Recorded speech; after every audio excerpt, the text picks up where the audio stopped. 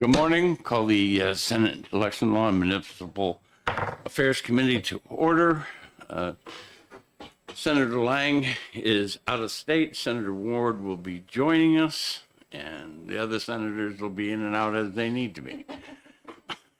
So our first bill is House Bill 228, and we'll ask Prime Sponsor to introduce the bill.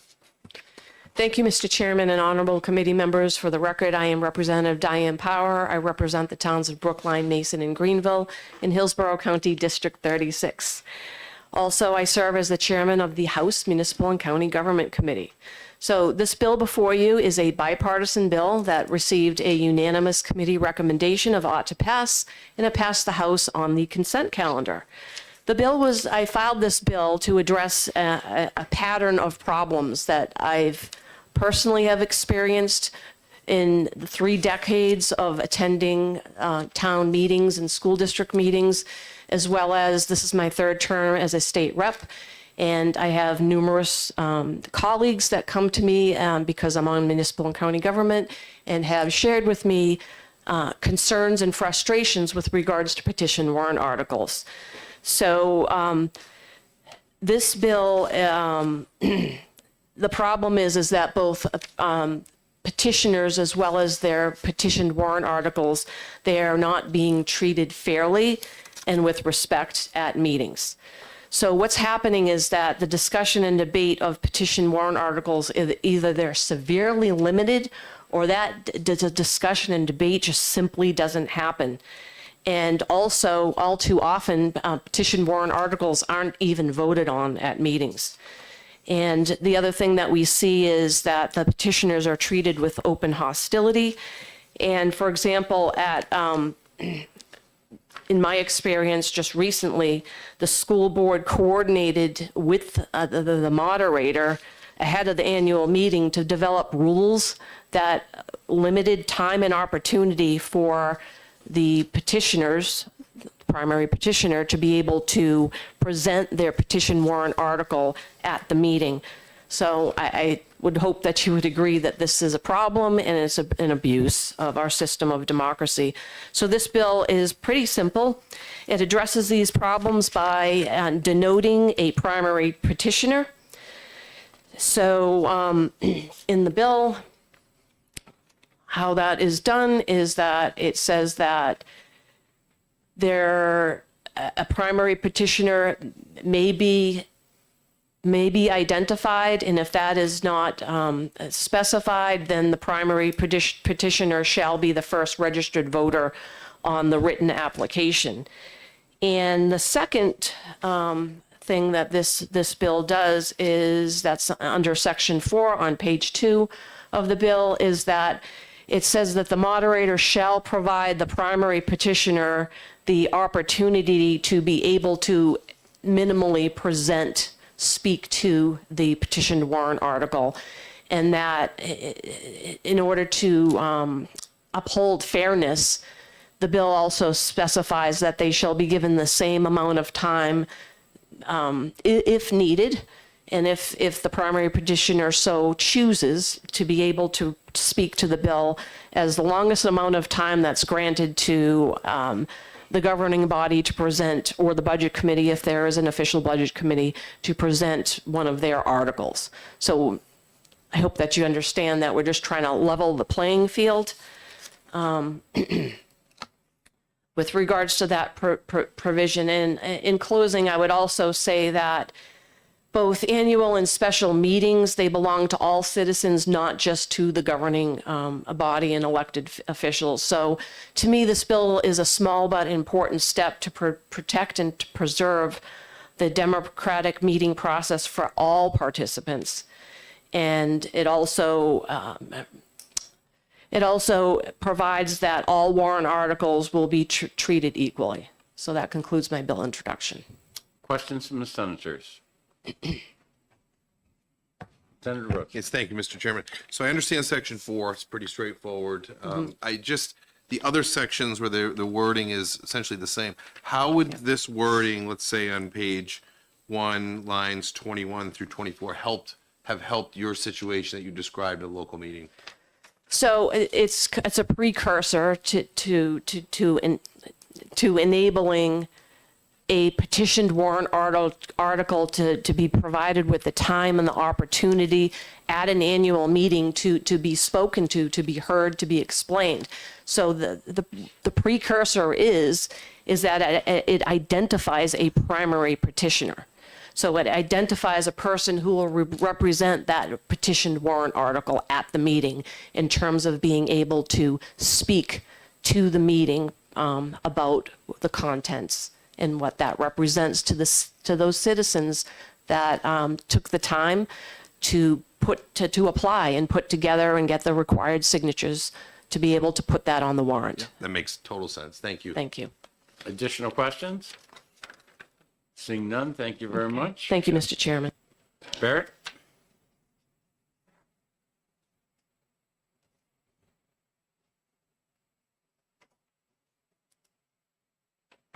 Thank you, Chairman Gray. Good morning, members of the committee. My name is Barrett Christina. I'm the Executive Director of the New Hampshire School Boards Association. We are opposed to House Bill 228. The primary concern that NHSBA has is on page 2, lines 24 through 28, where it states that the primary petitioner shall be given the same amount of time equal to the longest amount of time granted to the governing body or budget committee to introduce any warrant article at the meeting. You may have a hot button issue on your warrant at your school district. You're taking out a bond. You've got some significant budget issues that the governing body needs to introduce that warrant article for 20 minutes, a half hour, whatever the case may be. If the governing body spoke to the petitioned warrant article, perhaps giving equal time to the petitioner would be reasonable, but this says any warrant article at the meeting. It's not just related to the petitioned article as the sponsor spoke to. I would also say that, relative to the moderator establishing rules for order of the annual meeting or at the annual meeting, the voters can overrule the moderator. If the petitioner is speaking to his or her petitioned warrant article and the moderator cuts that person off after 3 minutes, the body can say, Mr. Moderator, we're going to overrule you. We want to hear what the petitioner has to say to give the petitioner more time to explain their issues. So that's the gist of our testimony. The rest of the bill, we don't have any particular problems with, just the last provision on page 2. We think the moderator should be able to be given, flexibility to moderate the annual meeting as he or she sees fit. So with that, I'll conclude my testimony and take any questions that the committee may have. I have a question.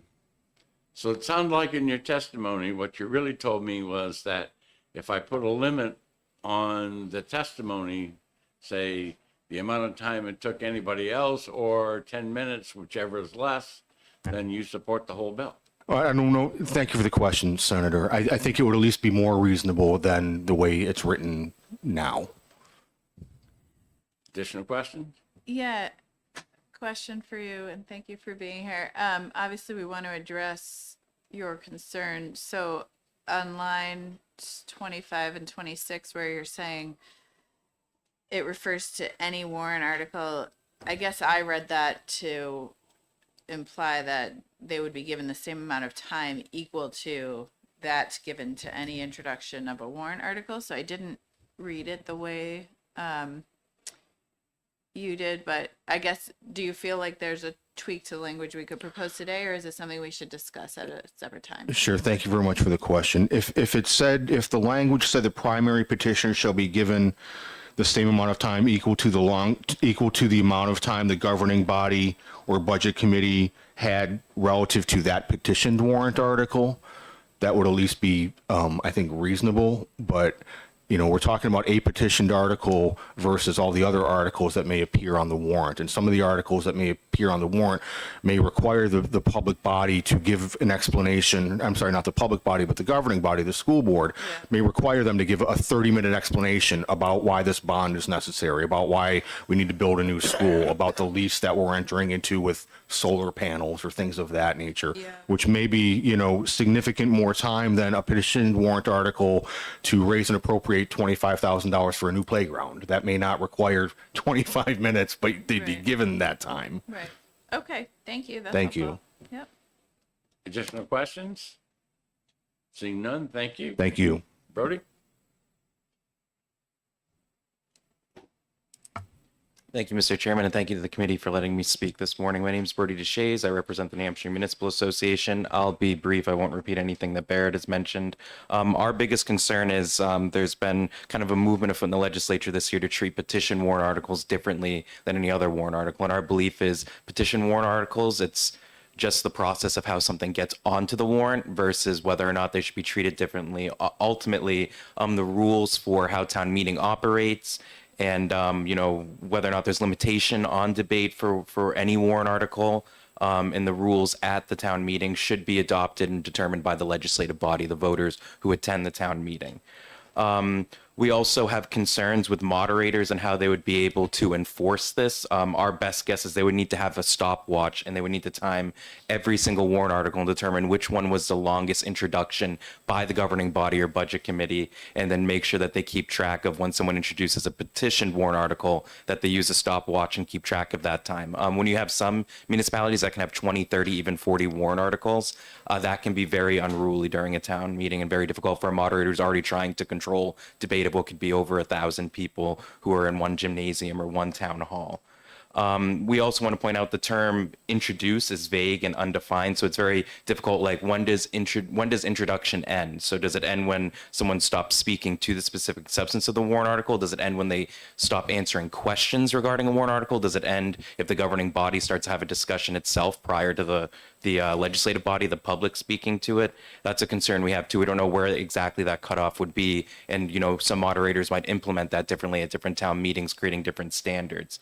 And again, ultimately, we think voters should have the right to be able to overrule the moderator and allow a petitioner to speak longer. If a moderator tries to say, I'm going to limit discussion or introductions on petition warrant articles to 5 minutes, anyone from the legislative body can make a motion and say, we want to overrule the moderator. We want to give people 10 minutes to introduce these petition warrant articles, or we want to extend debate on this warrant article. So ultimately, we think one of the great things about New Hampshire is that all these decisions should be determined by the legislative body, by the voters in the municipality, and that the governing body is just there to help explain why they put things on the warrant. That I'll take any questions should the committee have any, and thank you. Questions from the committee? Is there not for an article that's put on there by the town? Isn't that, a de facto same as, putting in I want to get the right word, primary petitioner? Isn't that the same thing? Thank you for the question, Senator. So to my Or how understanding, does it differ? how does it differ? Okay, that clarifies. They don't differ. They're both warrant articles that ultimately are presented to the legislative body for them to support or not support. And is there a time limit put on the town when they present one of these as their primary? It depends. It depends on the rules that are adopted for the town meeting, whether it's a moderator that presents them or someone from the governing body or even someone from the legislative body that says these are the rules that we'd like to operate under at this annual town meeting. But ultimately, everyone operates under the same rules. And if I were to go in here and say not less than 10 minutes, do you guys still object to the language that's in here? Are you talking about the language in the bill, or if someone during? I would say ultimately I'd object to the language in the bill because it restricts the legislative body to make that determination at a town meeting, where they could say no one gets longer than 10 minutes to introduce any warrant article, whether or not they're a member of the governing body or they're a petitioner. But ultimately, we think it's the legislative body that should be determining that at each individual town meeting. Have you known cases where the governing body hasn't been allowed to do something as long as they want to introduce an article? I have not. I do know of cases where actually this is very recently, it was a school district that made the news where the superintendent was restricted from speaking to any warrant article. So the legislative body does have that type of authority, especially if the moderator is going to permit it, where they can determine, how long folks can speak if they're not a resident, whether or not they can't, or if they're an employee like the superintendent in that case. So again, we ultimately think that the legislative body and the voters who show up and who are participating in the meeting, that they're the best deciders of how their town meeting is going to operate with input from their moderator. Okay, that's my last question. Anybody else? All right, thank you very much. Thank you. Anybody else has changed their mind, signed in after?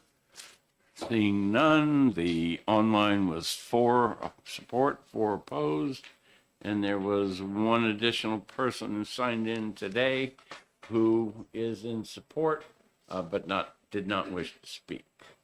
All right, as soon as we're ready, we'll take the next one.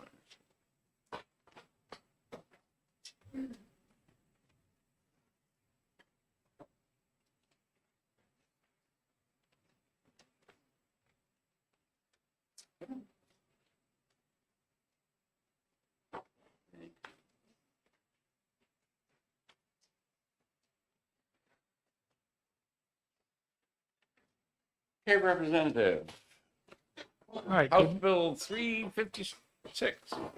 Yes, good morning, Mr. Chair. Thank you, and good morning, committee members.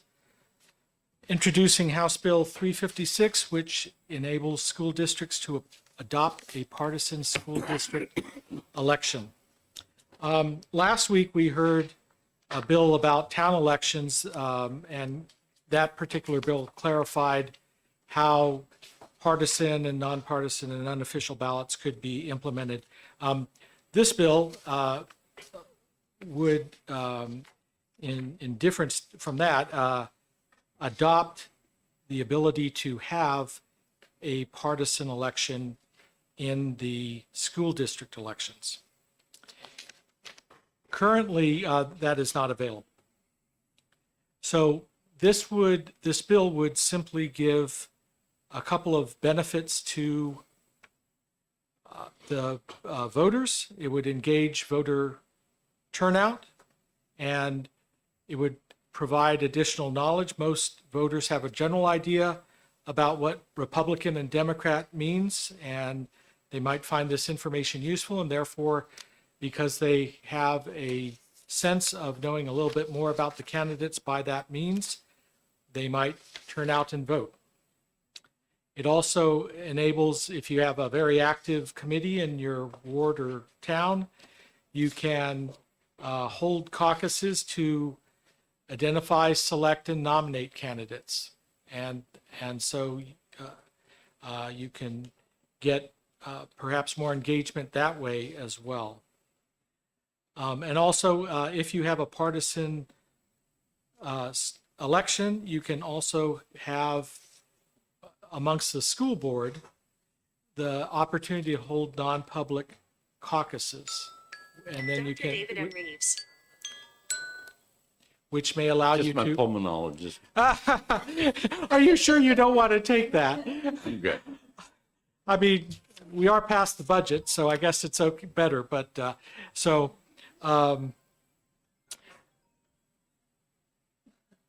okay.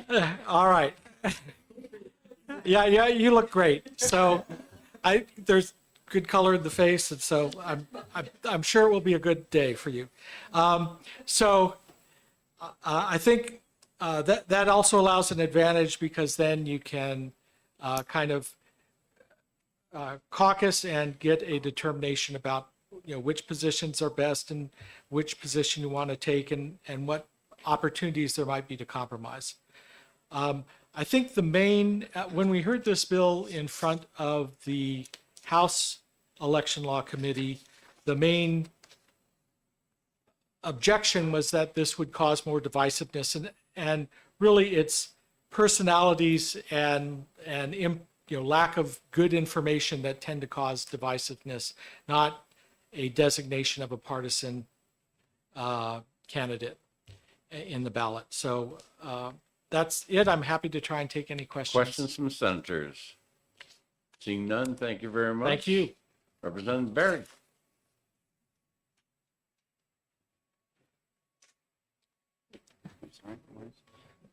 Good morning, Representative Ross Berry, represent the towns of Goffstown and Ware, also the chair of the House Election Law Committee. So just here to answer any questions the committee have, but it doesn't sound like there's going to be any.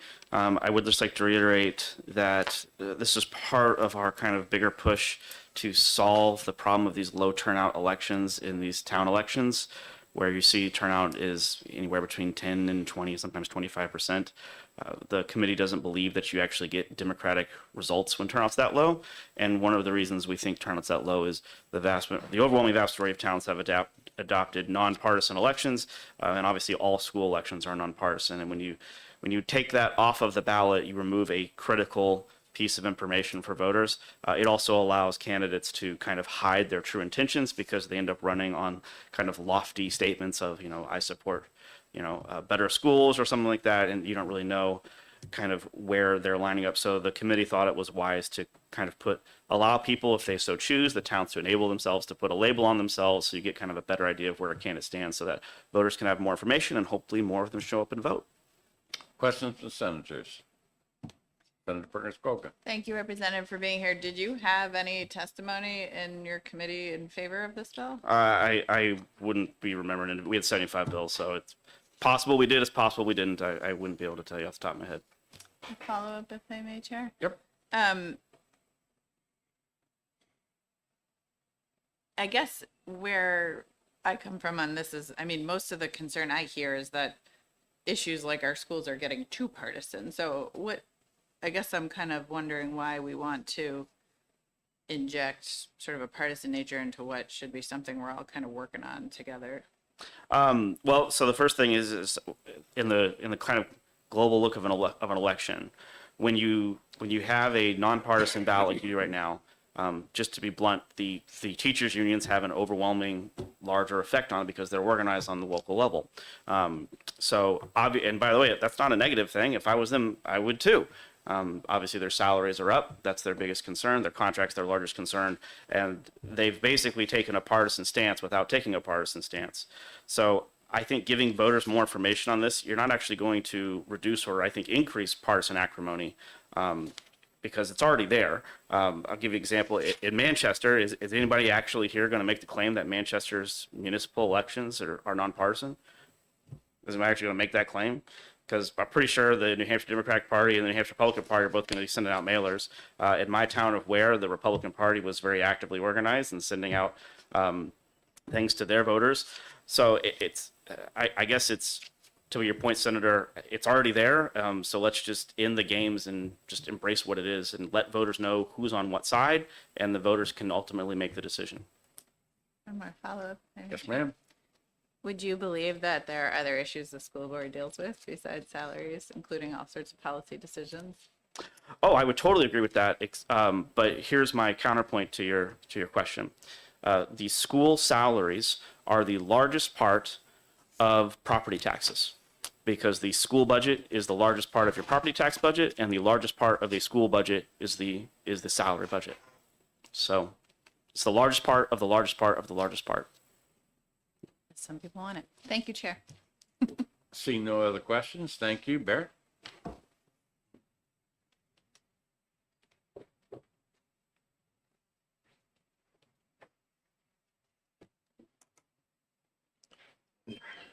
Thank you again, Chairman Gray. Good morning, members of the committee. Barrett Christina, Executive Director, New Hampshire School Boards Association. To be clear, we're not taking a position on this bill. There are time to time, if the bill is enabling, the School Boards Association does not take a particular position on it. With that, I will identify some of the concerns that the School Boards Association has with the bill. First, it's my understanding is that the partisan election provision has been in town law since 1979, and to my knowledge, no towns have adopted the partisan election system locally. So it's there, and local government is not doing that. I don't necessarily think that we should be bringing that to school boards as well too. Senator Perkins Coker, you mentioned less politics in schools. NHSBA would certainly echo those statements that you made a few minutes ago. The significant concern is the language on page 3 that would allow the certain members of a political party on a local school board to caucus. So on a 5-member school board, you're going to have 3 Democrats or 3 Republicans. They can caucus and make decisions behind closed doors with outside of the public view. NHSBA does not think that that is a good practice. We advocate to our members all the time openness and transparency, openness and transparency are paramount. You can't be taking phone polls. You can't be making decisions behind closed doors. So that is a significant concern if we're going to be talking about transparency and openness in public government. Relative to identifying a candidate as either a Republican or a Democrat, I will note, as everybody in the room is probably aware of, there are members of the New Hampshire legislature that from time to time change parties in the middle of a session. We've seen that a handful of times, probably the last 2 or 3 years, if I'm not mistaken. Your typical school board member is your soccer mom or your soccer dad who has kids in the school, and they're not running for their local school board for any partisan political reason. They're running because they have kids in the school and want to be a part of their child's education and help out in whatever way they may be. The other aspect too is that, I think by seeing a letter next to somebody's name, whether that's an R and a D, presumes that all Republicans think the same and all Democrats think the same. I don't think that's true at all. We hear certain stories of certain things that go on within this building or across the hall when Democrats disagree with other Democrats and Republicans disagree with other Republicans. So I'm not sure how that letter next to your name necessarily identifies or gives the voters a clearer view as to who that candidate may necessarily be. Last, the prime responsibilities of school boards relate to about 3 things: policy development, budget development, and evaluation of the superintendent. I don't see anything overly political in those 3 realms or those 3 buckets and those 3 roles and responsibilities of school boards that would necessitate partisan elections in school districts. So thank you, Mr. Chair. With that, I'll conclude my testimony, and I'm happy to answer any questions. First question is, you didn't check off support or oppose, but from your testimony, I think that there's one of those boxes that should be. Would you like me to check in either of those boxes for you? As I entered my statements, but certainly, Senator, if for the record you feel that a box should have been checked, then we'll oppose the bill. I can't check a box unless you tell me to, so. So I'm going to leave. All right, any other questions from the other senators? Senator Perkins Boca. Thank you, Senator. So I just wanted to be clear, even though cities and towns have this option under RSA, there's only ever been one city that elected to adopt it. I believe Portsmouth to some degree, but theirs is almost modified, if I'm not mistaken, Senator. I've heard that anecdotally, but I don't know the specifics of how that operates in Portsmouth. Yeah, and Portsmouth is still nonpartisan. Okay. Okay. Basically, without that, we haven't seen anyone. To my knowledge, Senator. Okay, thank you very Thank much. you. Additional questions? Seeing none, thank you very much. Thank you. Anybody else has changed their mind? Seeing none. The online vote was 1 in support, 117 opposed. With that, we'll close public hearing and we'll open the next one in just a minute.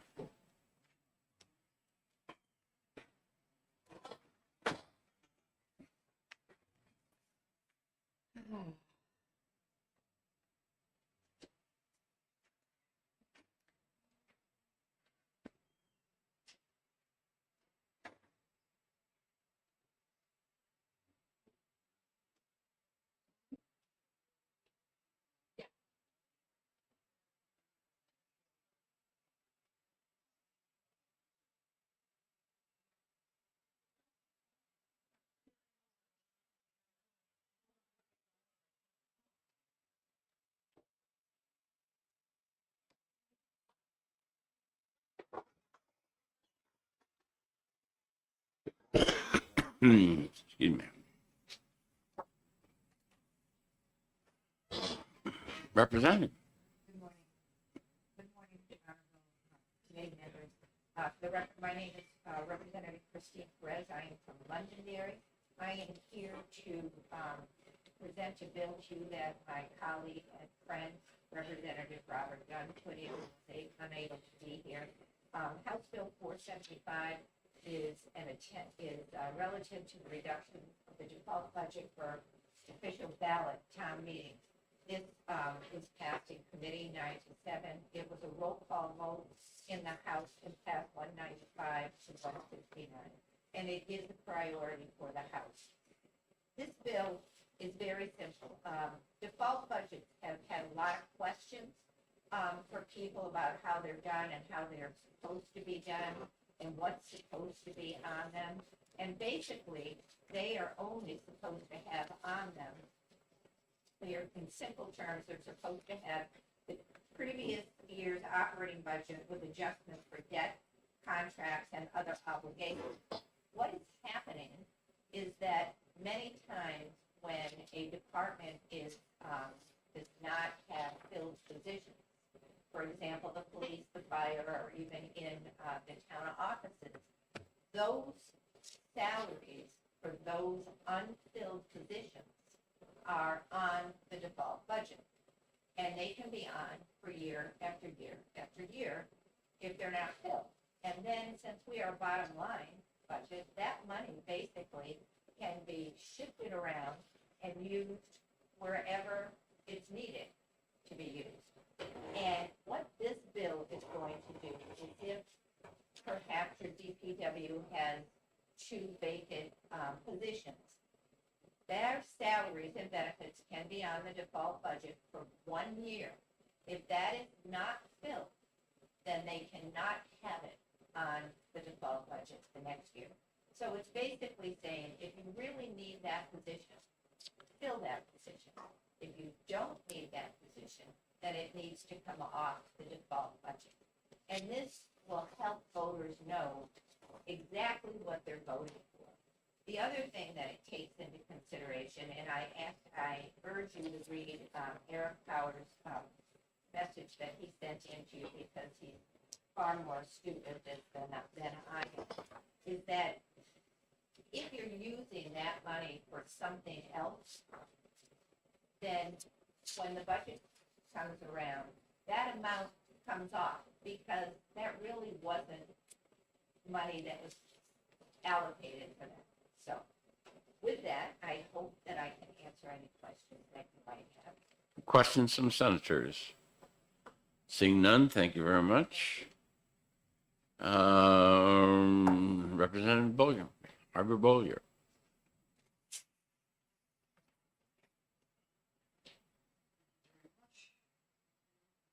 Of the committee. My name is Juliet Harvey Boley. I represent Tilton Samerton and Belknap 3. And I'm here to introduce House Bill 613 relative to enabling the local subdivisions to vote and set the reduced default budget option, which is for those towns and political subdivisions that have adopted the official ballot referendum. And this is solving the issue of not having a choice on their ballot to reduce the budget. But this sometimes when they adopt and vote for the default budget is the same or even more than the current operating budget, proposed operating budget. So this will enable subdivisions to propose a reduction in a percentage of 1 to 10%, but not more than 10% on their ballot, and it requires 3/5 majority vote. Which bill do you have in front of you?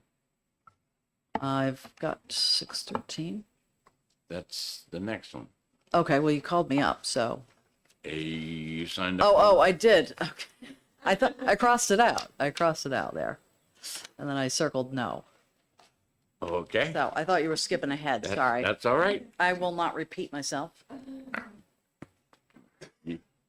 You, but I speak in favor of this. when you come up for 613, you should be talking, because remember, people who go online to see this and only hit the button for one are only going to hear what you say when we have that hearing. All right. Well, thank you. All right. Appreciate that. Barrett.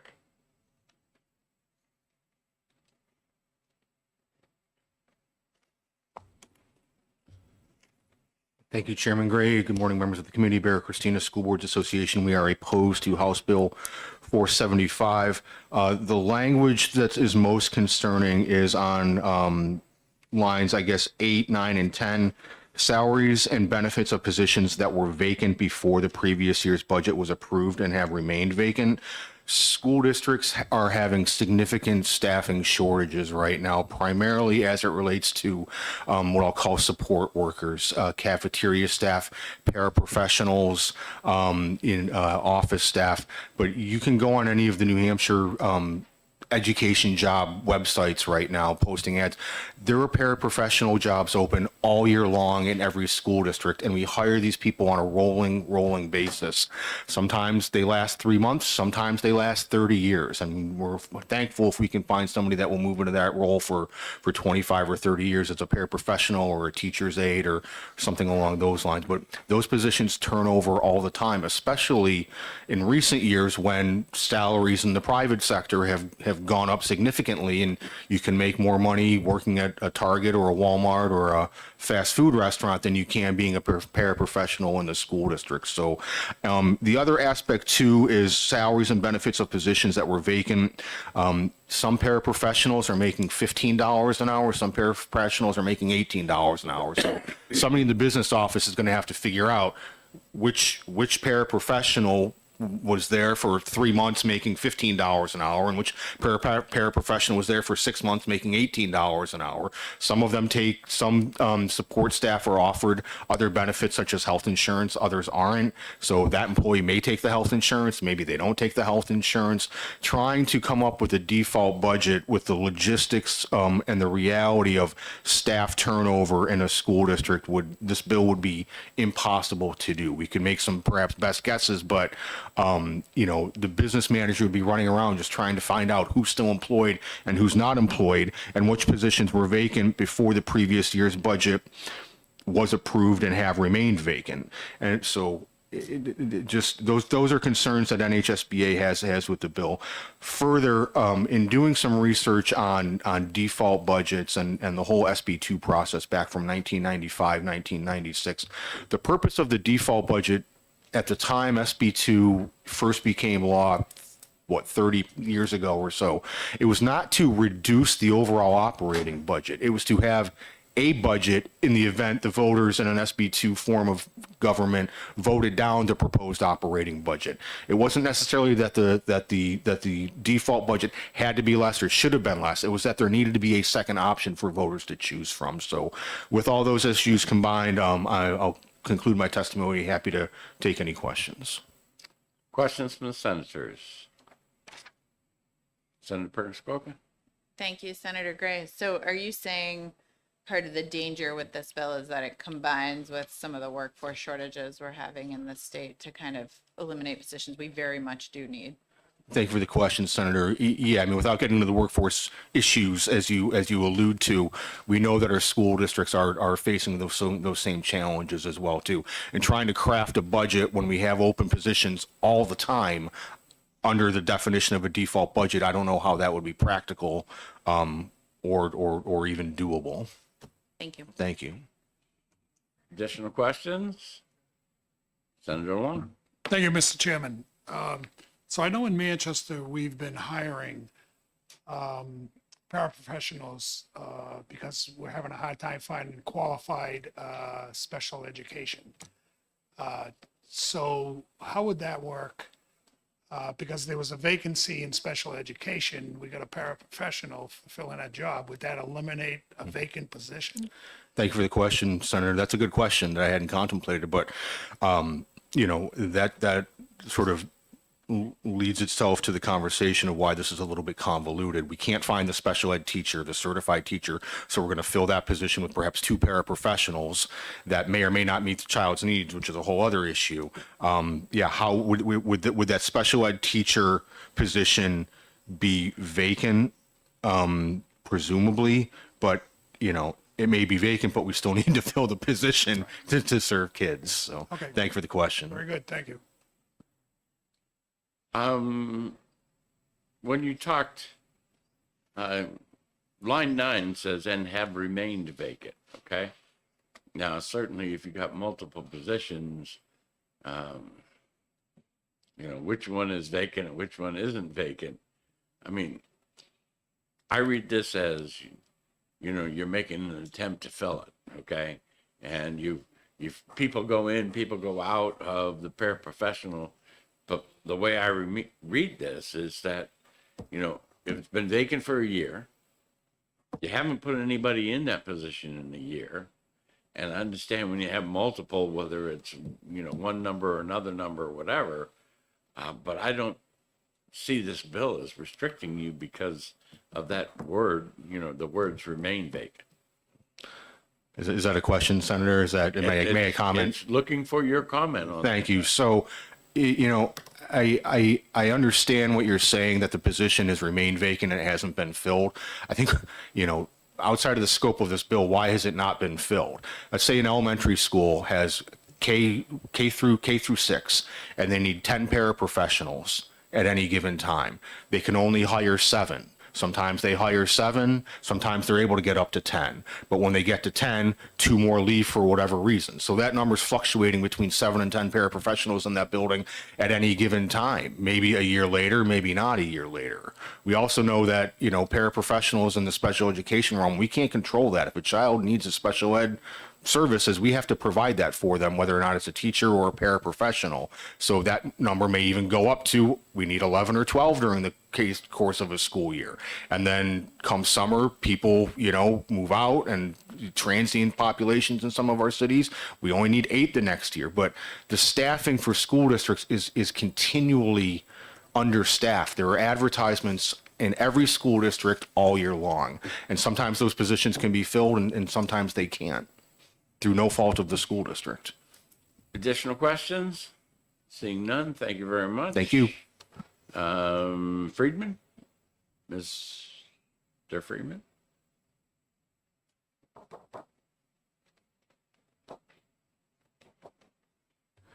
Mr. Chairman, committee members, Aubrey Friedman. I live in Bridgewater. I speak in support of this bill. Why do the default budgets always seem to go up year after year? They never go down, as has been discussed already. This is one of the problems about these unfilled positions that might be filled in the next year, but aren't. And this bill says if it's been a year already, take them out. I think that's a good thing. The problem with having this padding, extra padding in there, is that it allows, because it's a bottom line budget, it allows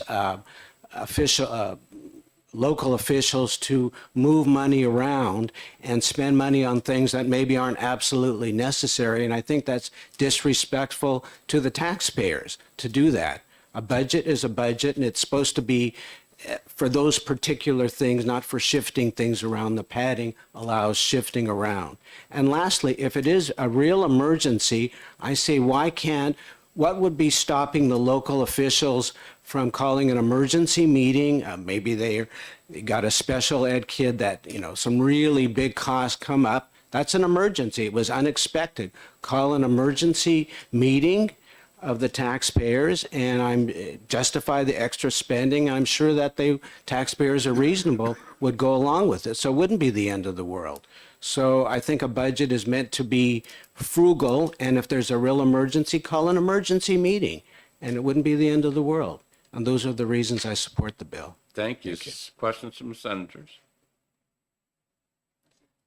Senator Long? Thank you, Mr. Chairman. So calling a special meeting for a special needs person, do you believe that that person would be identified? That student? You don't have to name the person who it is. You just say we have a special, a new kid came in, and the kid is going to need, you would not identify that. Right. It's going to be a bigger expense. It's going to be a major expense, and we have to have this. And it is the law, so I don't think the taxpayers would have much choice in it, but and I think that they would vote for it. Okay. But it would have to This be question's spelled getting a out. little bit far from the bill, because that event could happen whether we pass this bill or not. So, additional questions from senators? Seeing none, thank you very much. Thank Anybody you. change their mind? Online, there were 6 in support and 20 opposed. And with that, we'll close the public hearing and open the next one in just a minute.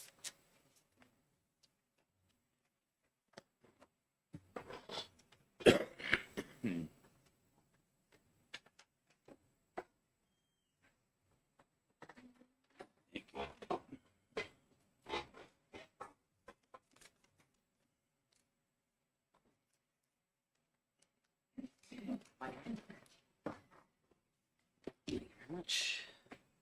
Thank you again. Thank you.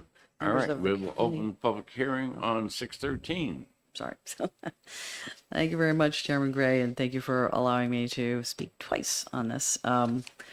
Apologize for coming up earlier. But I am here to introduce House Bill 613. I'm Juliet Harvey-Bullia from Belknap 3, and this is a bill that enables the local public subdivisions that have adopted SB2, or otherwise known as the official ballot referendum form of meeting, to adopt provisions for an annual choice for a default budget. It gives people more choice, and it addresses this issue of the default budget, which has been sort of brought up by a previous educator that was speaking. I just wanted to make a note about the definition of the default budget, whether it is whatever the purpose is. A voter, typically, in my perception, the perception is that a default budget is a lesser amount. That's sort of a generalization. But when voters go in and they're thinking about monetary issues and operating budgets and how much of an increase, they're looking for it's about the money, the percentage increase, and the property taxes. I don't want to beat around the bush about it, but, we have school budgets almost never go down. So, in fact, it's about 1% to 2%, I think, that they increase every single year. So it's only a matter of how much of an increase for the most part, we're talking about, we're always going to increase, but how much is it going to increase? So anyway, back to the bill. So this, an SB2 town or subdivision will be able to have the option of voting for the proposed budget, the default budget, and then this adds an extra option of a reduced default budget option. It will not be any more than 10%. That's the max. So they can choose, any number from 1 to 10 when they make this, put it on the warrant. And so, that gives them the option of reduction. In that case, I think it's already been addressed why we sometimes need to dial back on the spending. But just a case in point, Massachusetts has had Proposition 2.5 since the 80s. And the purpose of that is to keep property taxes under control. With being able to set percentage increases every year, it buys the voters some semblance of predictability.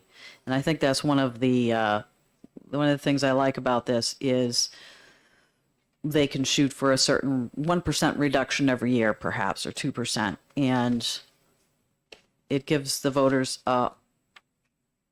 it makes it simple for the voters as far as managing the spending. And that's what I think we need, is some sort of management on the spending. And with that, I'll take any questions. Questions from the senators? Seeing none, thank you very much. Okay, thank Ms. you. Perez? Is she gone? Representative Perez? All right. And we'll mark her down as a not speaking then. And Barrett?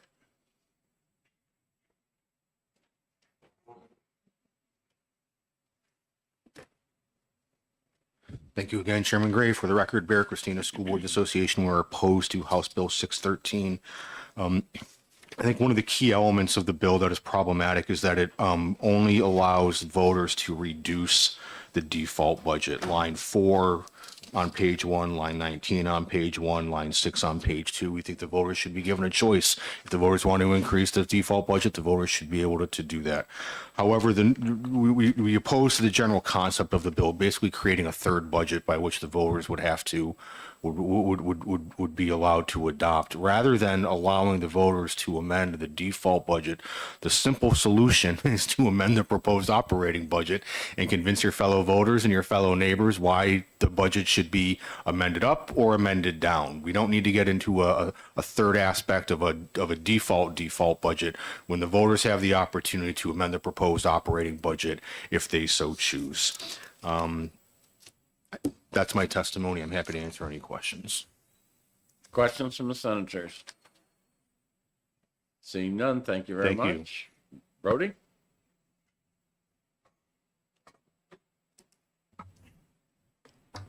Thank you, Mr. Chairman, and thank you to the senators and the committee for letting me speak today. For the record, Brody DeShays, I represent the New Hampshire Municipal Association. We are opposed to House Bill 613. While we generally support local options, there are some times where a local option is just not workable and could create institutional issues and financial problems. If implemented, especially, we wouldn't know any governing bodies or budget committee that would push for this type of, budgeting, and we'd have concerns that a petition warrant article may come forward that could create significant budget issues. Obviously, as the School Boards Association spoke to, default budgets are to make sure that there's kind of a halt or a slowing on spending, but you can meet all your contractual obligations. Our concern is if a legislative body were to adopt an arbitrary reduced percentage amount that your default budget would have to be, you would not be able to meet your contractual obligations or be able to possibly, for example, meet a collective bargaining agreement that was approved by the voters, but that you wouldn't have enough money appropriated for to cover that expenses and other essential local services. So with that, I'll take any questions, but it's just generally, we would be hamstringing local leaders into being able to fulfill previous spending that was approved by voters and previous programs that they expect. Questions from the senators? Seeing none, thank you. Thank you. Mr. Friedman?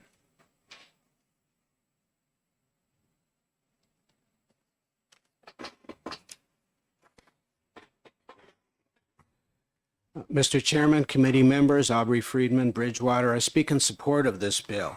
Well, the biggest complaint that most people have about New Hampshire is that the property taxes are too high. And this bill allows local taxpayers to the option of lowering. It's a real chance to. Otherwise, because the regular budget, the operating and the default, they tend to be close together. I don't know if that's by design or whatever, but this is a real option for local taxpayers.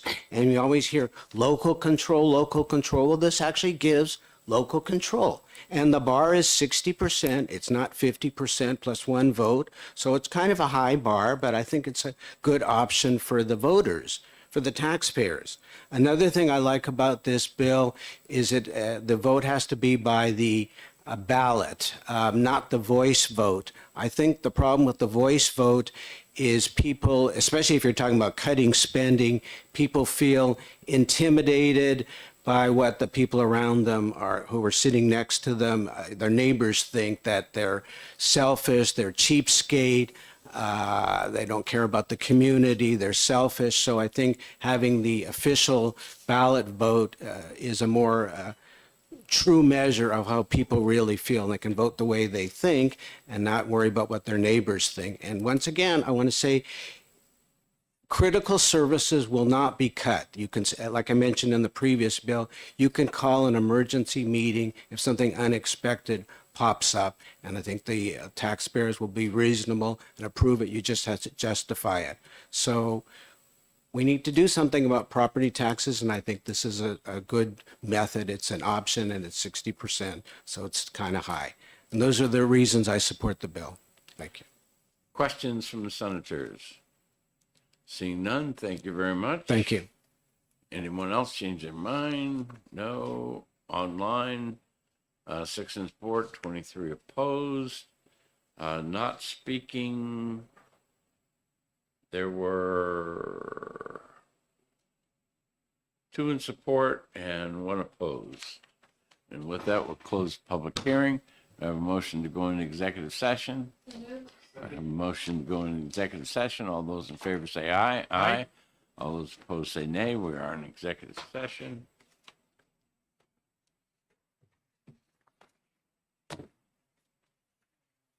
Okay, taking the bills that we've heard previously first. Pass that down to Jessica. House Bill 367.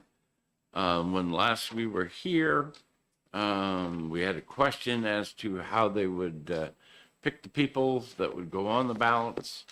And that Secretary of State said there would be no primary, it would be a caucus vote, and that's already taken care of. So with that, do I have a motion on the bill? PP. And I will second. Discussion? All those in favor say aye. Aye. All those opposed? Ayes have it. Do I have a motion for consent? So moved. Second.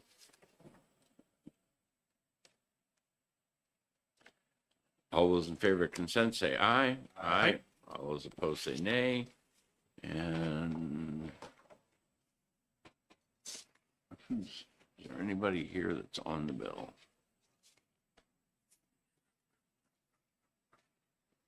No. All right, Senator Rochford, you get to take it out. 464. The changes that we discussed in the last meeting are all in the bill. It's Amendment 2069S, and I will move ought to pass. Second. And I will also move ought to pass on Amendment 2025-2069S. Discussion. We added the supervisor to the checklist. We added people who are registered, previously registered or currently registered for the Secretary of State. That's should help us cut down the number of people in line, as long as that data is there. On Election Day, any other discussion on the amendment from anybody? Thank you, Chair. I do want to point out that we were able to come to some new language on page 2, lines 21 through 25, that, I think better explains the fact that if the data is available via the system, that it satisfies the voters' registration requirements. I feel compelled to remind us all that best yet would be to return the use of affidavits so that our citizens who take the time to show up to vote are able to vote unquestionably, and who take that legal oath contained in an affidavit seriously. But in the meantime, I do want to ensure that as many people as can vote are able to. So I'm hopeful that this progresses us toward that incrementally. Additional comments on the amendment? All right, we're voting on the amendment. All those in favor of the amendment say aye. Aye. All those opposed say nay. The ayes have it. And now the ought to pass as amended. Further discussion? All those in favor say aye. Aye. All those opposed say nay. The ayes have it. We have a motion for consent. I'll second. All those in favor of consent say aye. Aye. All those opposed say nay. The ayes have it. And I'm going to take that one out.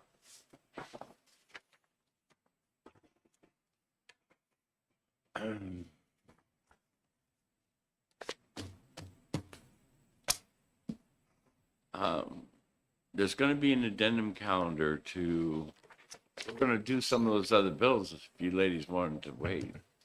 Okay?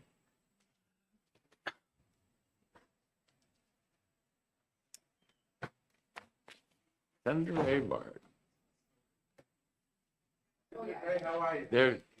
Apparently there is an additional letter taking Ward off and putting Avard on. All right. We are dealing with the 4 bills that we heard today. There will be some discussion as we go along. The first bill is 228, and this is, has to do with petition warrant articles, discussion. I will move ought to pass.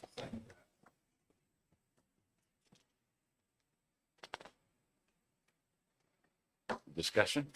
Yes, thank you, Chair. So I think we heard several concerns with the language on page 2, lines 23 through 28. Yep. You know, I don't know if there's great concern here, but there's enough here that maybe we could try to clean it up. I don't know if the timeline allows for that. If not, you know, I'm going to be opposed to this bill because I thought there were some valid concerns raised in terms of what time is given to which petitioners and just sort of making sure that this is going to be clear if we're going to ask our towns and cities to implement it, or our towns, I guess. And what I was thinking was that on line 25, after the word given, and I would say a minimum of 10 minutes, and then start back up again. I guess that the rest of that whole sentence goes away. So I guess it probably has to be well, you would keep to introduce the warrant article. Okay, so before I make that as a motion, does that get to about where you were? I think so. The primary petitioner shall be given the same amount. Primary petitioner shall be given a minimum of 10 minutes to introduce the warrant article. Does that take care of it? All right, I'll make that a motion. Second? So on line 25, all right, after the word given, it says a minimum of 10 minutes. And the rest of that goes away until you get to line 26.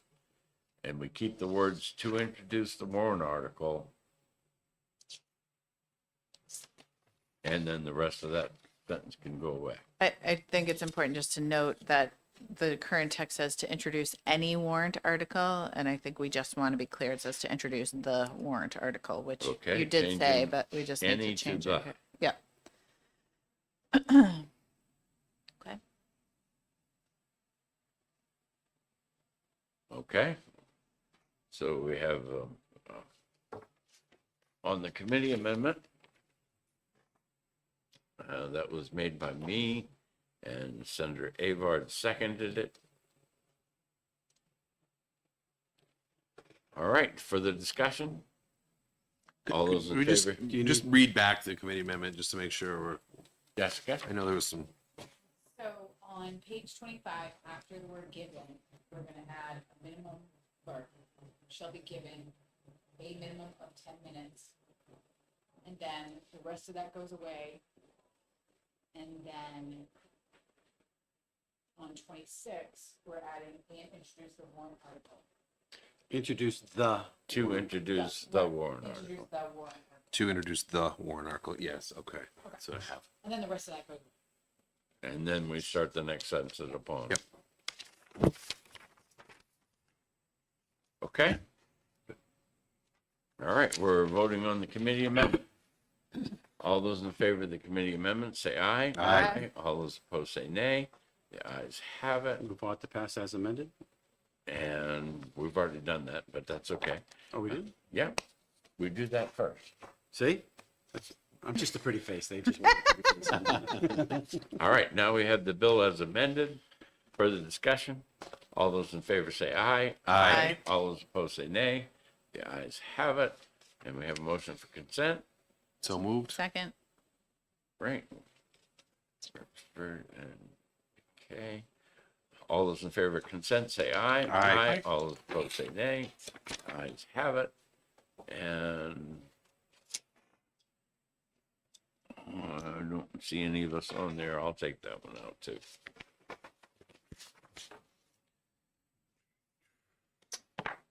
The next one is 356, school districts. And this is dealing with partisan and nonpartisan elections. Chairman, I think it's quite clear from what our cities and towns have done that they don't need this solution. No one has adopted the ability to do this at the local level. We saw that there's only one person in support and 117 opposed. No testimony was heard in either House or Senate election law in support of this bill.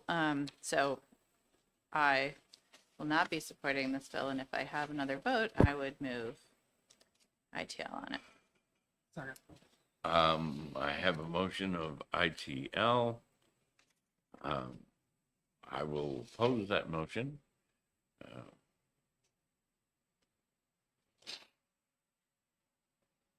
Just because they haven't used it doesn't mean they shouldn't have the option to use it, in my opinion.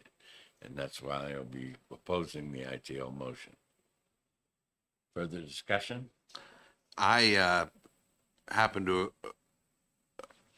I have some problems with the bill. I think that, I understand the goal is to increase voter participation. I think some of the testimony we heard is the folks getting involved in school districts, school boards are generally parents or people that are connected to the school district, oftentimes children, and they're not, for the most part, in my experience, they're not using this to start their political career. And I think that personally, from my personal experience, I got into partisan politics understanding that I'm going to make a decision to declare a party. And when I did that, there were people in the community that never knew what I was. And I lost some connections and friends. I would hate to see that partisanship boil down to school districts when folks aren't doing it to get into national Fox News, CNN debates, and they just want to help their communities. So I don't want to see this bill move forward. Okay. Further discussion? The motion before us is ITL. All those in favor say aye. Aye. All those opposed say nay. Nay. The ayes have it. I will oppose consent. Senator Perkins Coca, Happy to take it out. you made the motion, you get the bill. Okay. The next bill is 475.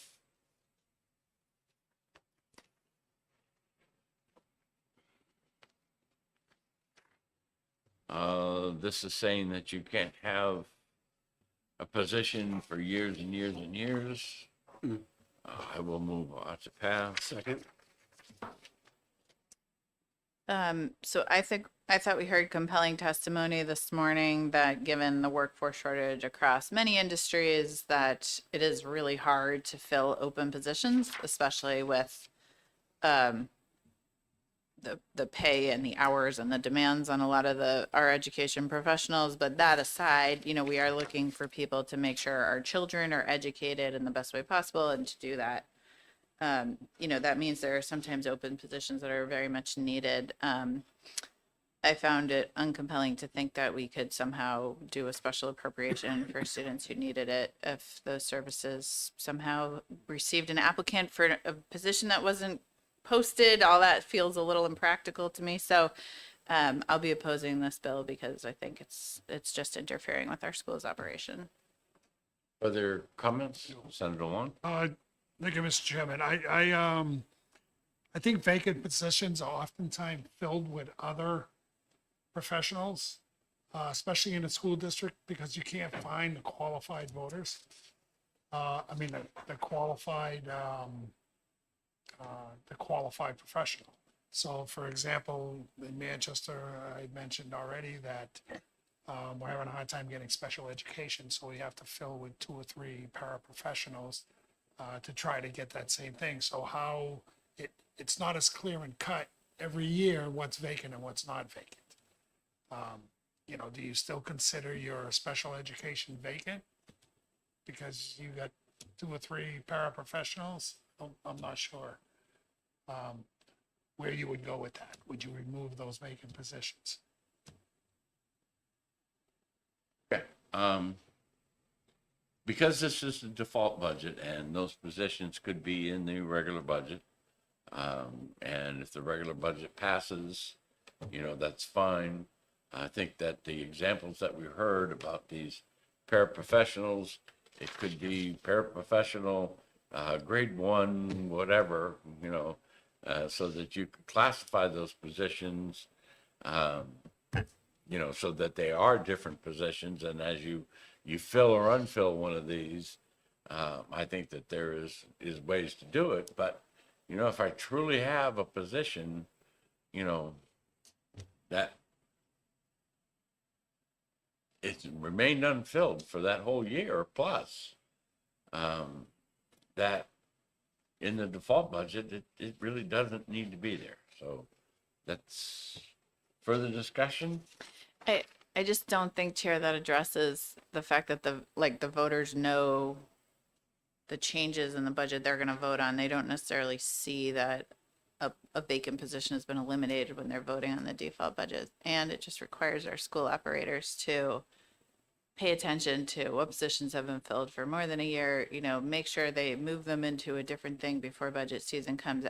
Again, I don't see the need, respectfully, you know, so I guess that doesn't address my concerns, and I'll still be opposed. All right. Seeing no other comments, all those in favor of ought to pass, say aye. Aye. All those opposed, say nay. Nay. And it's 3-2. Do we have a problem with consent? For now, no. All right. I will make the motion for consent. Have a second? Second. Close enough. All those in favor of consent, say aye. Aye. All those opposed, say nay. The ayes have it. And I, again, will take that one. 613. The only one left on our calendar right now.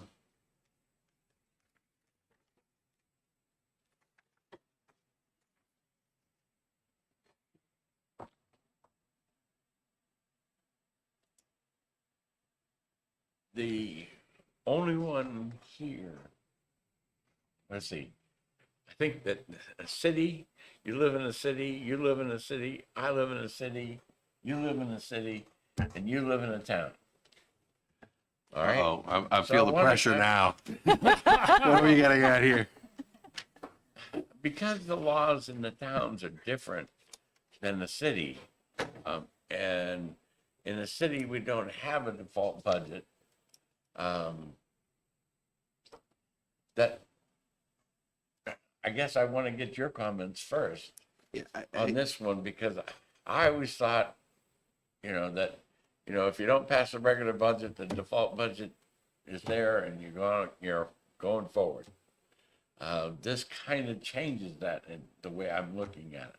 Am I wrong? No, you're not wrong. And I think actually the bill that we just voted on, 475, will address some of the concerns that we see with our budgets and default budgets. You know, I think it's the general consensus that what it should be is you have a budget, and I know that they'll have differing opinions on this, but you have a budget of needs and you have a budget of wants. And you know, and many times we look at the budget that is proposed as the budget of wants. The default budget is the budget of needs. But I can tell you, in many cases, in where we're coming from, we've had a default budget that is the same or more than the actually proposed budget. I don't necessarily know if, given the fact that we've just passed I think 475 is in discussing with the local budget committees why that happens. I think 475 will largely address those issues. You know, I don't know if this is going to address it or make it more complicated. So, yeah, those are my thoughts on that. You know, perhaps we hang on to this or and see how the other ones work out. I don't know where, you know, the thoughts there, but I think the previous bill that we just passed will address a lot of the concerns that we've been hearing from my constituents. Well, I don't necessarily want to retain this one. Okay. There are ways, you know, to pass a motion and then table it before that motion comes up would be a way to allow the sponsors to reintroduce the bill in the next year. So I guess, you know, with that as a consideration, you know, I could move ought to pass, and then with the understanding that the table it will be made on the Senate floor. Yeah, I would second that motion then. All right, OTP, Roachford. All those in favor say aye. Aye. All those opposed say nay. Nay.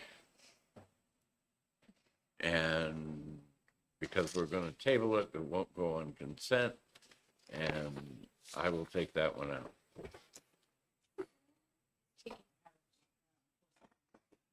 $475. Let me go back and see what I wrote down. I wrote down me. That's what I wrote down as well. Okay, two other things I want to talk to you about. 67, we dealt with that last time, but there were people concerned about how the dates were on extending the provision that took away the stuff in chapter law, so that there is an amendment that you'll see as a floor amendment. So it was pulled from consent. And 151, that was the one that changed the terms of the supervisor of the checklist. And the 3 years works for towns, 2 years, because Secretary of State didn't find me a provision that said that, you know, there was a different place where specified. A lot of the town charters would specify that, but doesn't say that they all are. And so on that one, don't be surprised if a tabling motion is made on 151, because what we've got in there now doesn't work for the towns. What they had in there doesn't work for the cities. And again, that tabling motion will allow for the sponsors to come back next year and do something different. Any other discussion to happen? I understood 151. I didn't understand the note you just said before that. Sorry. 67, Yep. down at the bottom, part of what we're trying to modify is in chapter law. And there is I remember this. Yep. an end date on that. Yep. And there was concern by a lot of the town people that end date Yep. wasn't changed successfully in that. The attorneys over in OLS told me that was, but there was an easier way to word it and phrase it. Got it. And that's what's in the bill, so that we try to make sure our clerks, who are very active in the things that we do on this committee, you know, feel comfortable in what we're doing. So we should expect a floor amendment to correct that. On that one, there will be a floor amendment Yep. to do that. Yeah. On the other one, Table. there will be a tabling motion. Got it. Thank you, sir. Okay? Nothing else? With that, I have a motion to come out of executive session. We have a Second. motion and a second to come out of executive session. All those in favor say aye. Aye. Our business of not only the day, but of this session is complete. We will get you all back here to talk about the 4 retained bills that we have in the fall. And maybe we'll have lunch soon. We can. Okay. Thank you, Chairman. Jessica, you get to pick a date for lunch.